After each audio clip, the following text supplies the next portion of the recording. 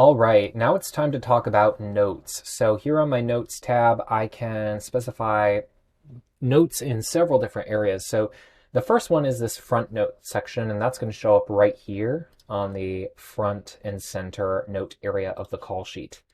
And I can do that just by typing in right there. It's going to update. Now the back note section is actually what's going to populate this section on the crew notes area, additional crew notes. So when I type here, actually I'm just going to copy and paste that text to kind of fill that out. You'll notice that will fill in right here. Perfect. You can also optionally include this quote of the day section, so I can toggle it off, but if I leave it on, then it allows me to add just sort of a fun quote. This is something some productions do, and I always like to do it on my productions because it just adds a lot more, it just adds something fun to do on the call sheet.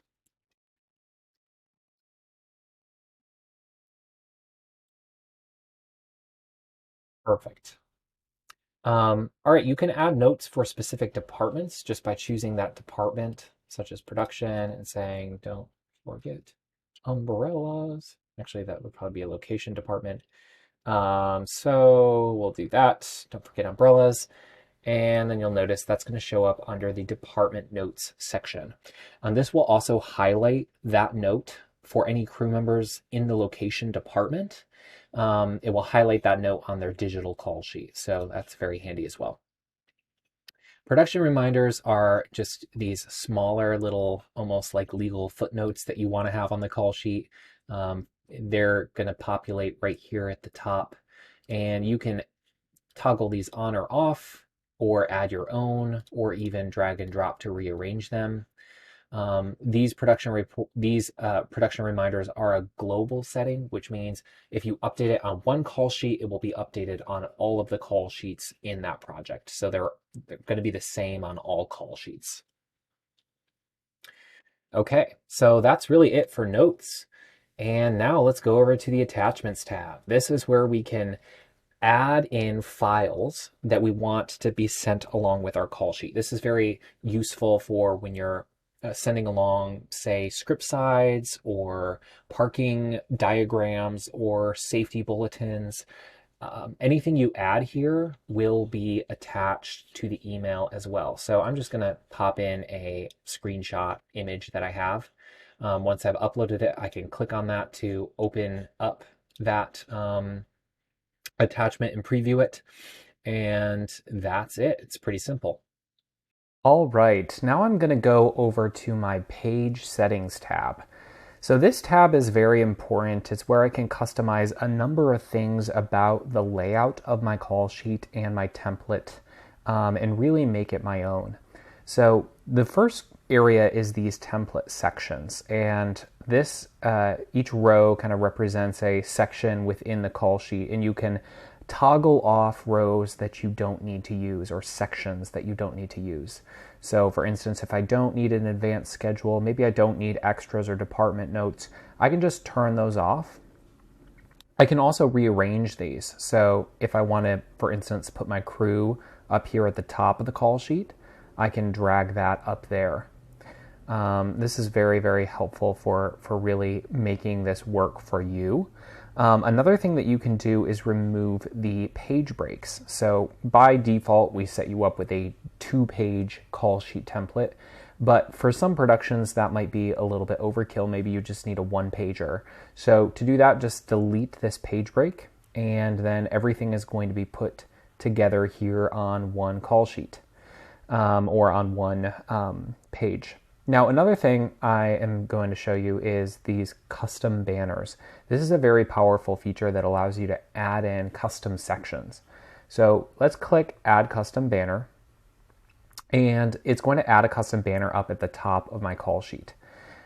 You'll see that this has added this blue section up here and tells me what I can do. So if I customize this banner, I'll click this drop down. I can edit the text in this rich text editor, and this allows you to do a number of different things with formatting. So you can, for instance, add a header element by selecting it and choosing a header size. One is the largest, and they get successively smaller here as you work your way down. So maybe I'll try a header 3 option. That seems like a good size, and I'll add an underline to that as well. I can also do other things like bold, italics, and you can even add links here. So that's a really useful thing if perhaps you have a form. People use this a lot during COVID when they had to have people filling out COVID health questionnaires every day. You can link to those things right here in these custom banners. You can also customize the style of this banner to make it match the look and the feel that you're going for. So by default, we've got this in a blue color, but you can choose one of our presets here to move to yellow or gray if you want to stay grayscale. One option that is perhaps more popular is doing the red option and then changing the icon to a warning. So if this has something that's a really important, critical information that you want to get across, you can really draw attention to it that way. And you can also change the style here if you want to keep it simpler and avoid all the background coloring. You can just go to a simple banner style too. Okay, so when you've got your custom banner added, I'm actually just going to switch this back to something a little bit less aggressive. Maybe I'll add a flag. Once you've got that added, I'm going to draw your attention to one little issue with our call sheet right now, which is that the content is actually long enough that it's flowing off the bottom of the page. So what happens right now if I download the PDF, well, this is the case, is because everything does not fit on the page, SetHero is going to automatically split it into a second page so that it can get all of the content in the PDF. And you'll see this in the PDF. Let me pull that open. And you'll see that because not everything fit, it's kind of awkwardly building in the second PDF page to get everything in there. Now, in order to resolve this, what I generally recommend doing is, of course, you could try to rearrange the sections or turn some things off to make room on your page, but probably a better option is to scroll all the way down here to our page settings area. And this is where you can adjust the size of the page within SetHero. So I'm just going to add 2 inches to the height of my call sheet here, and you'll see that page length grow. And from there, I bet if I download this again, everything is going to fit on the page. While that's working, I'll also note you can change the spacing here to comfortable, which is just going to add a little more padding on everything. But for most cases, you'll probably want to stick with compact. And then you can also, hold on, let's look at this call sheet here now that it's done downloading. Yeah, we do see that everything is now fitting on the page as a whole. It's not overflowing to a second page, so that's great. This section allows you to just toggle off the branded footer. I believe you do have to be a paid subscriber to be able to remove our logo from the call sheet, but that option is available there. And then up here, we already went over the header layout a little bit at the beginning, but just to reiterate, you can click on the header here to get to this section, and you can do a lot of things. You can upload an image with your logo or other image up in the header. You can adjust the size of that. You can change the layout left or right, and you can also reorder this information into any order that you wish, like that. So there's a lot of customization there that's at your fingertips. One thing I will note is some people have asked if they can upload multiple logos to the call sheet.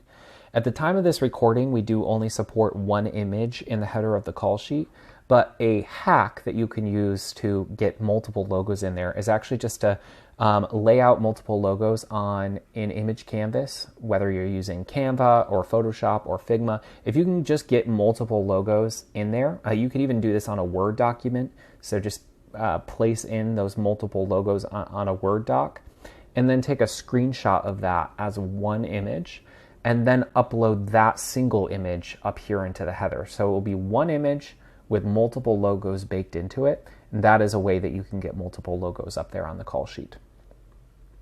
All right. That really does kind of cover everything here on the page settings area, and actually covers most of the settings within the call sheet editor as a whole. I will lastly just reiterate, you can download the PDF at any time by clicking this button.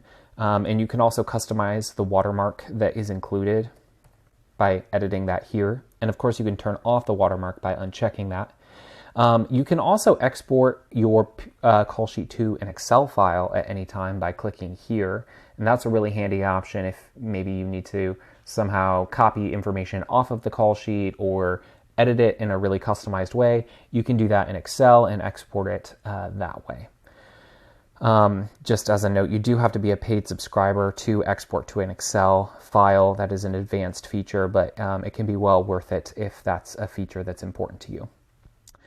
All right, well, thanks for sticking through this long series of tutorials on editing your call sheet and customizing your template. So thanks for joining. I hope you have a great shoot and enjoy using SetHero. Happy filmmaking, and we'll talk later.